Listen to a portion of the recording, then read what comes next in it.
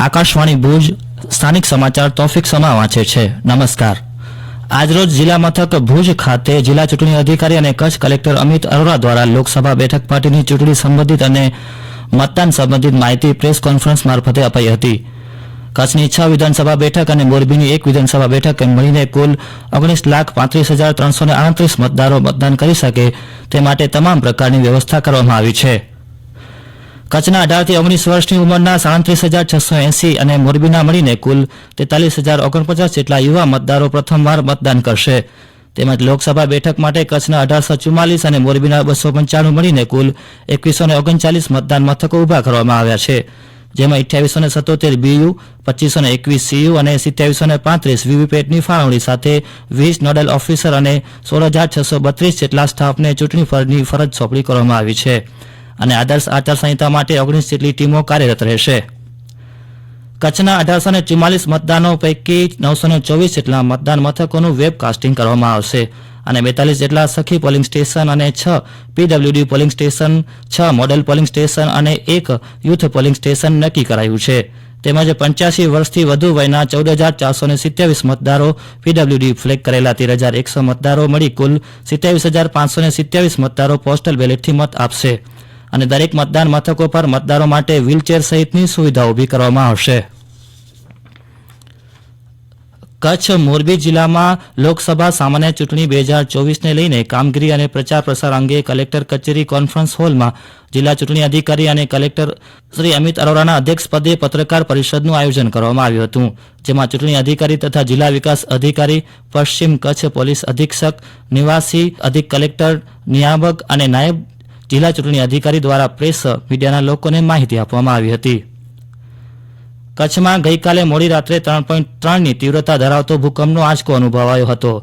ભુજ તાલુકાના ખાવડાથી 22 કિલોમીટર દૂર મોટી ડદર ગામ નજીક આ ભૂકંપનો આંચકો અનુભવાયો હતો. ભૂકંપ ઝોન 5માં આવતા કચ્છ જિલ્લાના પેટાળમાં જમા થતી ઉર્જા સમયાંતરે લઘુ અને મધ્યમ કક્ષાના આંચકા રૂપે ઉપાર્જિત થઈ જતી હોવાથી મોટા ભૂકંપની શક્યતા ટળી જતી હોવાનું આ પૂર્વે જાણકારો દ્વારા વ્યક્ત કરવામાં આવ્યું છે. આગામી લોકસભાની સામાન્ય ચૂંટણી 2024 માટેની તારીખો જાહેર થયેલ છે અને આદર્શ આચારસંહિતા અમલમાં આવેલ છે. ત્યારે જિલ્લા મેજિસ્ટ્રેટ અમિત અરોરા દ્વારા ગઈકાલથી આગામી તારીખ 30મી માર્ચ સુધી સમગ્ર કચ્છ જિલ્લામાં રાત્રિના 10 વાગ્યાથી સવારના 6 વાગ્યા સુધી વ્યક્તિઓની કોઈ મંડળી, સભા અને સરઘસ પરવાનગી સિવાય યોજવા માટે મનાઈ ફરવામાં આવેલ છે. આ જાહેરનામું સ્થાનિક સત્તાવાળાઓ પાસેથી જરૂરી પરવાનગી મેળવી હોય તેવી વ્યક્તિઓ, સંસ્થાને, ફરજ પરના ગૃહરક્ષક દળની વ્યક્તિઓને લાગુ પડશે નહીં. આ હુકમના કોઈપણ ભાગનો ભંગ અથવા ઉલ્લંઘન કરનારે આ અધિનિયમની કલમ 135 મુજબ શિક્ષાને પાત્ર થશે.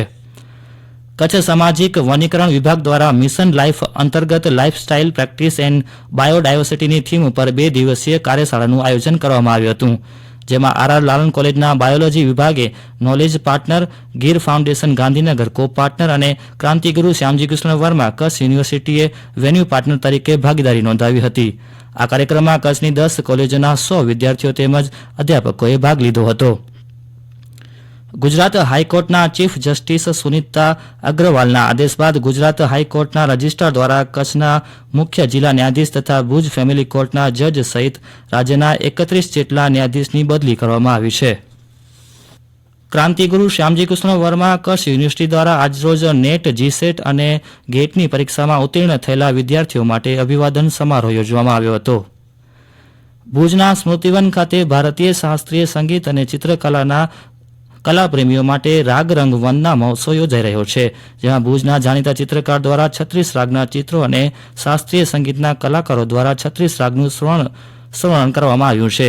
એક જ સમયે 36 રાગના ચિત્રોને જોવા અને સાથે એ 36 રાગનું જીવંત શ્રવણ કરવું આ એક અદ્વિતીય અનુભવ છે.